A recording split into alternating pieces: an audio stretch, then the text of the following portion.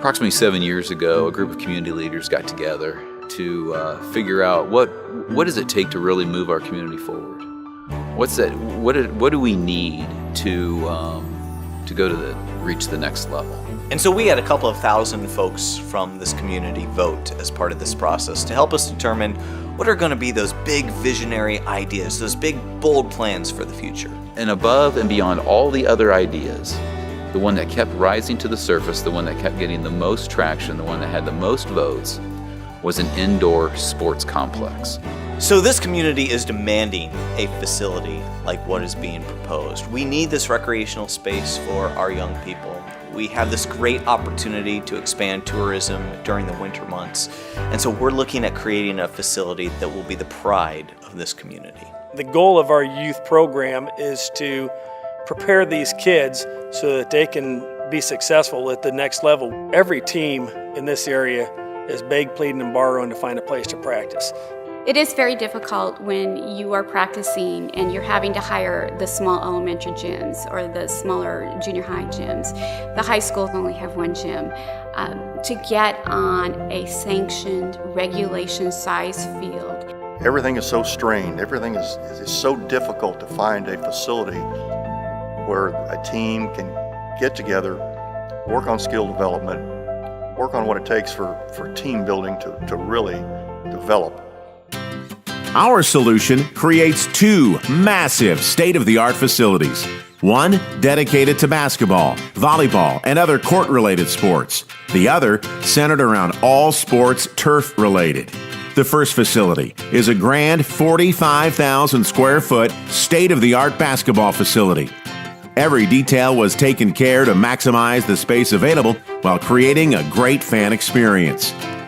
The south side of the complex will be home to two collegiate basketball courts encompassed by a second-story running track.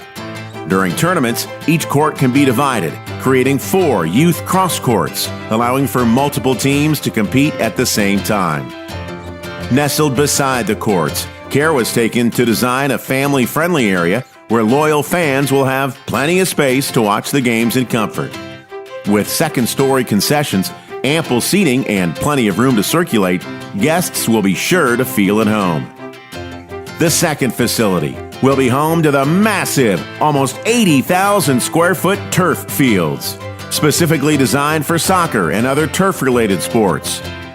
Up to 8 soccer fields or 2 youth softball fields can be constructed at the same time inside this vast building, taking full advantage of the open area.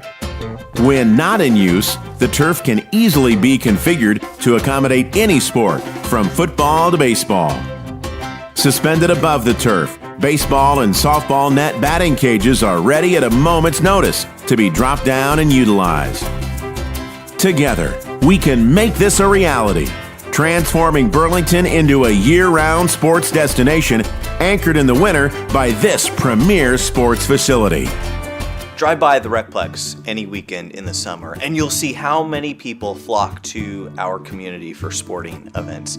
There are license plates from every state in the Midwest. And those folks, when they come to our community, they spend money. Instead of spending money somewhere else, they spend that money right here in Greater Burlington.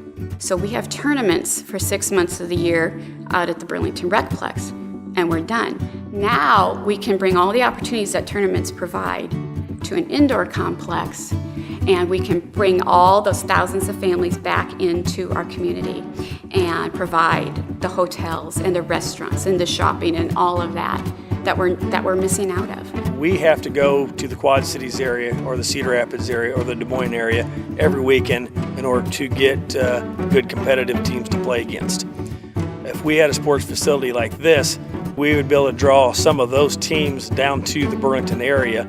Kids from all over Iowa, Western Illinois, Northern Missouri, Minnesota will come to an indoor complex of this caliber. They will be so excited to play, and all that brings into our community.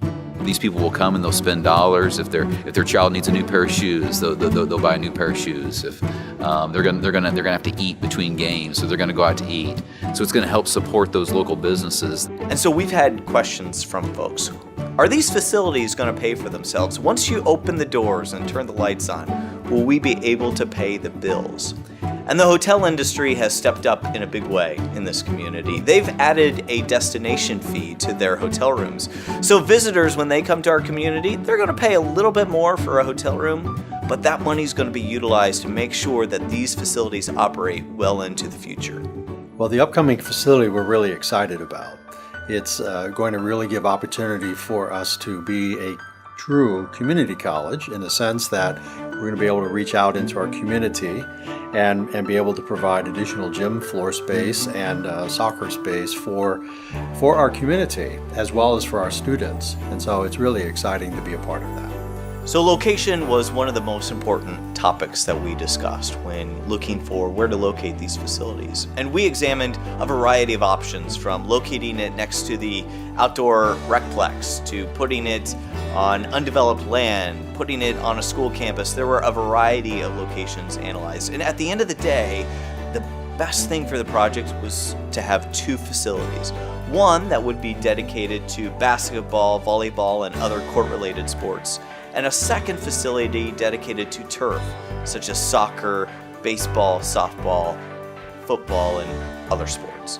The SCC campus makes the most sense for the location of the basketball facility, and primarily because there's an existing court already on the campus that we can utilize during weekends for tournaments. There's also the parking available on the campus, and it's a beautiful entryway to our community. And so the second facility is simply going to be called the Turf. The name is appropriate because it's going to cover soccer and other turf-related sports. It will be located right beside the existing recplex, but on privately owned property. And we're going to construct an air-supported structure containing 80,000 square feet. That's large enough to be able to host 8 soccer games or 2 youth softball games at the exact same time year-round. For me, having coached high school and college basketball for over 30 years, I see the benefits and the rewards of a basketball facility. But these two facilities will allow athletes in volleyball, soccer, baseball, softball, golf, and football to have a facility during the cold weather months to go practice. Our young athletes and their coaches will have an opportunity during the winter to practice, work on skill development, be with their coaches and teammates, and continue to improve their skills. When you drive up to the Burlington Outdoor Recplex any given weekend, it could be early spring, summer, early fall, it is bustling, and anybody who drives by there will see the traffic that's there and all the commotions that's going on. So you go in and you walk in the gates, and what you see are athletes and people everywhere playing every type of sport, and then you get excited. You feel the anticipation. You got fans, you got friends, you got families there. And that, to me, is what brings in the thousands and thousands of people that come to the Outdoor Burlington Recplex. Let's bring that excitement, let's bring that quality indoor so that we can have that same quality year-round. So it's taken us about 7 years to get to this place. There's been a lot that has happened, countless hours. I don't even want to count how many meetings that we've had to get here.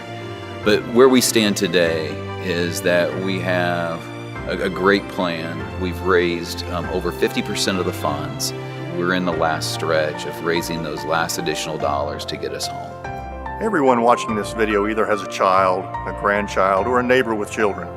The opportunity that we have to build these two facilities will be a huge asset for our community and our kids.